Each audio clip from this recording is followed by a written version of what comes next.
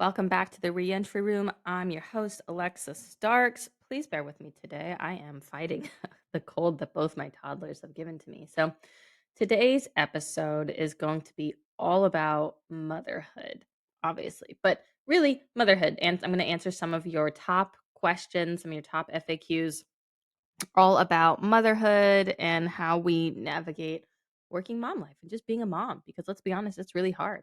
Motherhood cracks us open, it reshapes us, it forces us to reimagine who we are in ways that no promotion or leadership program or career pivot really ever could. Um it's beautiful, but it's also brutal. And the way our culture and workplaces treat moms makes it even harder than it really needs to be. And that's part of the work that I do. If you follow me on social media, you know that I've won an award for best workplace culture innovator in the US for my corporate workshops. I do one-on-one coaching with working moms to help navigate the transition back to work after maternity leave if you're within a year back. I'm actually launching a brand new group coaching program in January. That's a version of my one-on-one coaching, but for larger groups. So if you're interested in that, check the show notes, the description. I'll put a link to it. Anyways, okay. So let's get into some other your FAQs, all about motherhood because the struggles of motherhood don't have to mean stalled careers or burnout. It's all about the right strategies, the right support systems, mindset shifts, all these things that help motherhood become this powerful moment for you. So, the first FAQ is how does motherhood hurt careers and how do we fix it? And so there is this reality of the motherhood penalty. It's very real. It's everything from lost promotions because of biases, you being sidelined, um, slower career growth because of that, because you're not being given stretch projects or you're not being assigned bigger projects because you have kids. And so all these assumptions that managers can make because they think moms are less ambitious or moms are too busy or and I'll be honest, or because the moms are also lower on capacity, workload, especially in the beginning coming back from maternity leave and don't have the words to advocate for themselves. I mean, I've been there. When I came back from my maternity leave, I had no idea how to ask for what I needed. I had no idea what I would need to say to ask for more support. And so that's why I do what I do. That's why in my coaching program, in my upcoming group coaching program, I give you the words to advocate for yourself. I think that's one of the biggest tools is just giving you the the tools to say what you need to say, to advocate for yourself, to learn how to speak up for what you need. Because fixing moms is it doesn't have to be complicated. And so this is all about shifting the conversation. So for organizations, one of the ways that we can fix this motherhood penalty is by measuring performance by outcomes, not hours sat in a seat, right? And this is something I teach in my workshops is to instead of tracking 9 to 5 working hours, track project outcomes, track your KPIs and have like an asynchronous tool like ClickUp or Asana or Monday.com that you use so that the employees and working parents can input what they've worked on so that they managers can see that they are working and build that trust. And that's part of building parent forward cultures and supportive, flexible cultures as well, is where ambition isn't questioned just because someone has to leave at 4 to go pick up their kids or 3 or 3:30, whatever time it is, or in the middle of the day because your kid's sick. And then you have to work remotely. And then for moms, claim your narrative, own it. Say, frame your motherhood experience as the leadership training. When you have interviews or reviews or networking, position your skills with authority so that others start to see them that way too. I mean, we all know motherhood is the greatest training ground for resilience, perseverance, patience, crisis management, risk mitigation strategies, negotiation. I mean, toddlers are brutal. I've learned more about patience just from trying to potty train my 2.5-year-old son than I did from anything else in my entire life. I have a master's in organizational leadership. And being a mom has taught me way more real, practical, in real life skills, leadership skills than that program ever did. And so own that. Own that when you talk about yourself in interviews and when you're owning these experiences about your leadership capabilities, use your motherhood skills, use your experiences. Okay.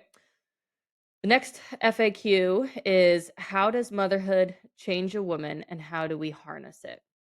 So, motherhood reshapes you. And instead of fearing that change and fearing that difference of who you were, we can harness it. So, I teach women to identify these hidden skills, right? Motherhood sharpens us. I just talked about those skills: conflict resolution, prioritization, resilience, package them as assets in their careers. Change doesn't diminish you, it expands you. And so, motherhood teaches us all these skills. We just have to own it and harness it and channel it and be loud and vocal about it. The more we can normalize how motherhood changes us and the person that it changes us into, being this awesome, amazing, powerful woman, the more we can normalize motherhood skills and the more women we can get promoted into top leadership roles who can also normalize them. So, okay. Next FAQ is, what motherhood has taught me and how it can teach you. So, or I guess the question is, how has motherhood, what has motherhood taught me and how it can teach you? So motherhood has taught me so many skills. I've just mentioned them: patience, empathy, project management on steroids. But it also taught me that we need systems and strategies.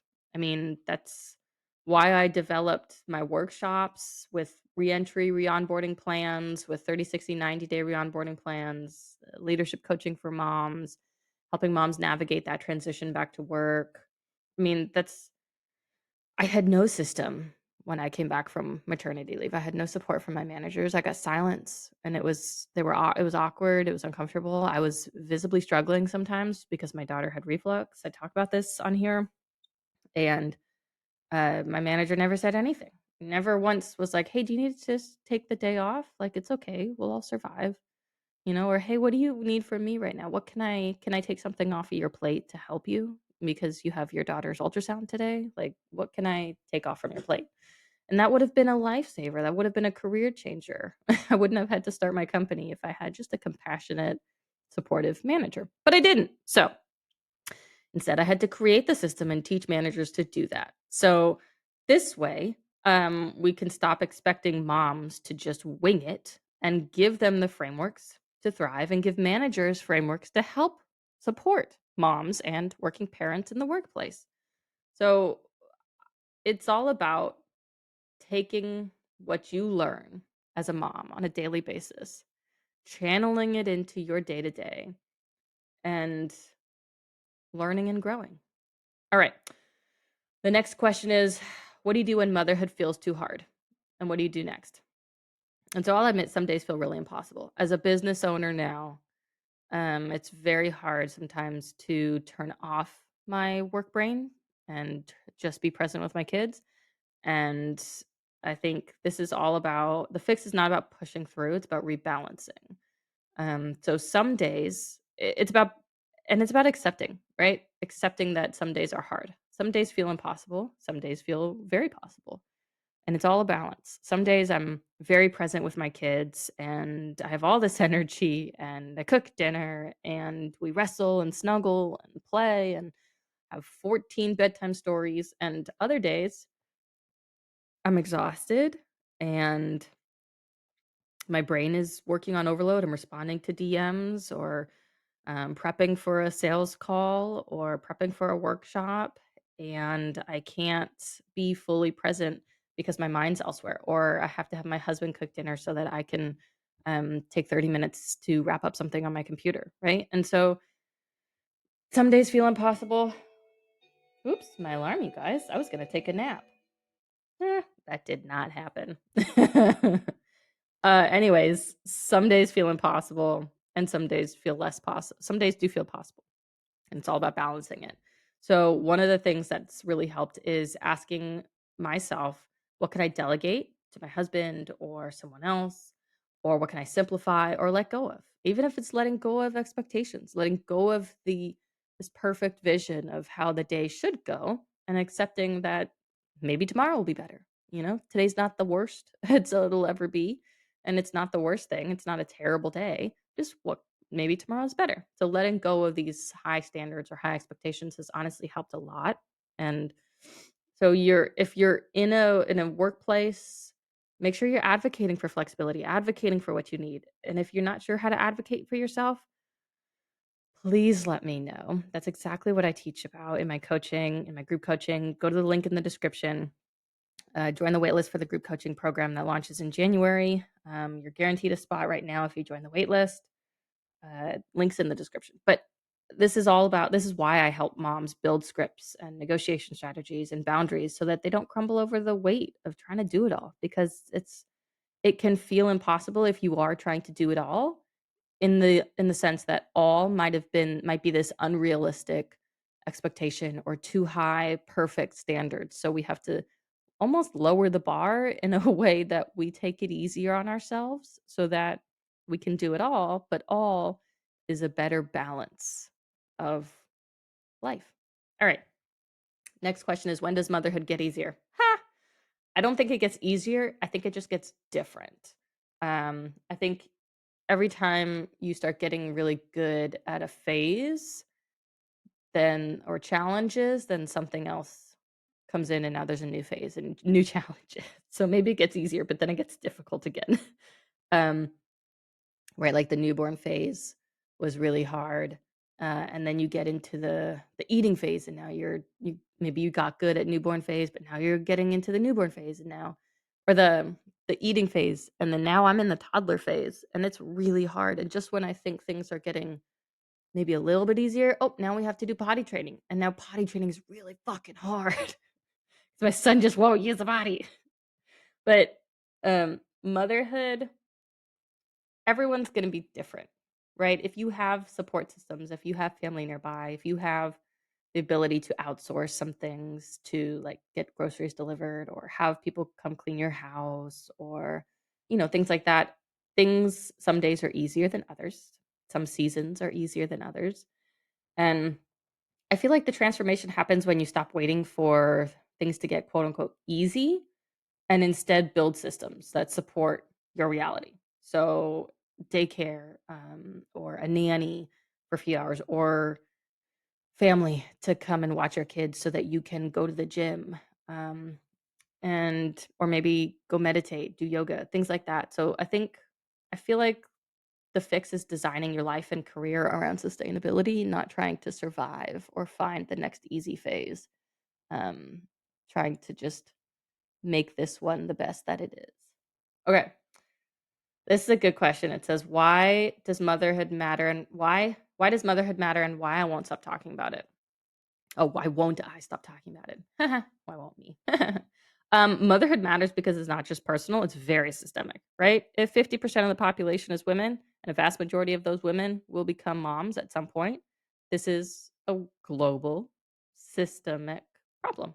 Or the way we support or fail to support moms impacts economies, organizations, communities, um, and this goes for all parents, right? When we fail to support parents and families in general, it impacts economies and communities and organizations and workplaces.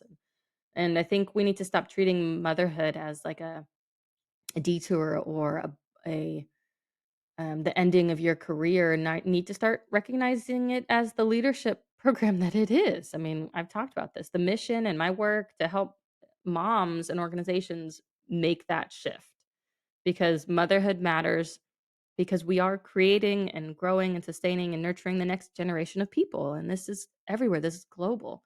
So if you're a mom and you're navigating going back to work after maternity leave, the next group coaching program from for the Reset Lab starts again in January 2026, in 3 months almost. Check the link in the show notes in the description below and join the waitlist now. And if you're not sure if it's the right program for you, you can also book a free call with me to talk about the program, ask all your questions about it. Um, and get to know me and I can get to know you a little bit more. I want to make sure this is the right program for you, right? I want to make sure it's a good fit and that you'll really get the most out of the program. So you could also book a free call with me, same link, it's on my page, or just join the wait list.